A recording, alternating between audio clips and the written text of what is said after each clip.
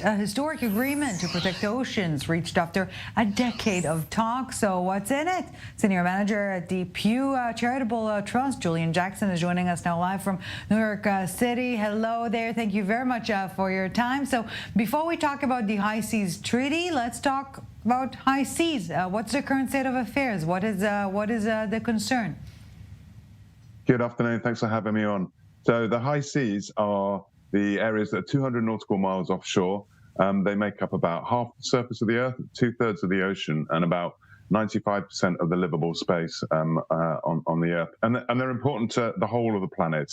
They're important for migratory species, commercially important fish species, but they also form part of the weather system, and all that depends upon a healthy ocean. Okay, so let's get to the latest. Who are the signatories of this treaty? What were the main obstacles that were smoothed over this past weekend?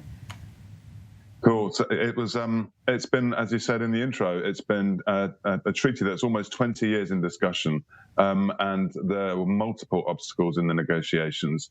You think about the high seas in terms of geopolitical interests. There's significant differing views on that. There are a hodgepodge of regulations that do govern the high seas. This treaty process is going to try and put in place a mechanism to put in place proper protected areas so that we can have, at the moment, there's only 1% of the high seas that are properly protected. So there's also different sectoral interests in different countries with some industrial interests that are nervous or defensive about how this regime will interact with, for example, the fisheries management bodies that exist in some parts of the world. So obviously something is better than nothing, but will this make any difference, or is it too little too late? This will certainly make a difference. We're not just talking about marine protected areas here. That will obviously require the treaty to enter into force, and then it will require a scientific process to establish which pressures, which actors are put into, which are going to be governed. But it's also going to agree a regime that's going to develop the existing environmental impact assessment obligations in the sort of 30, 40-year-old Convention on the Law of the Sea as well. So any new activities are also going to be regulated in a more modern way, providing more transparency and accountability for any new activities that are undertaken on the ocean, such as seasteading or perhaps climate geoengineering. Some of these things are kind of are quite futuristic.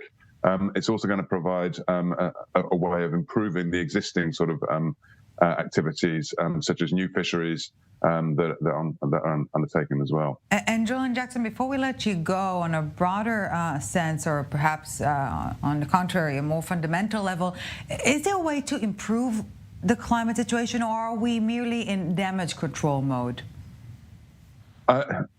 Arguably, there's when it comes to the High Seas Treaty, we're providing resilience for the ocean. So the ocean has absorbed about I think it's 25% of the carbon emissions so far, 90% of the heat, and that's putting a real pressure on this ocean and the life and the health of the ocean is a really important part of that. So this treaty will be part of a way of providing climate resilience to the ocean to allow for perhaps protected areas, to allow for more threatened species, or perhaps the migration of species further polewards as things warm.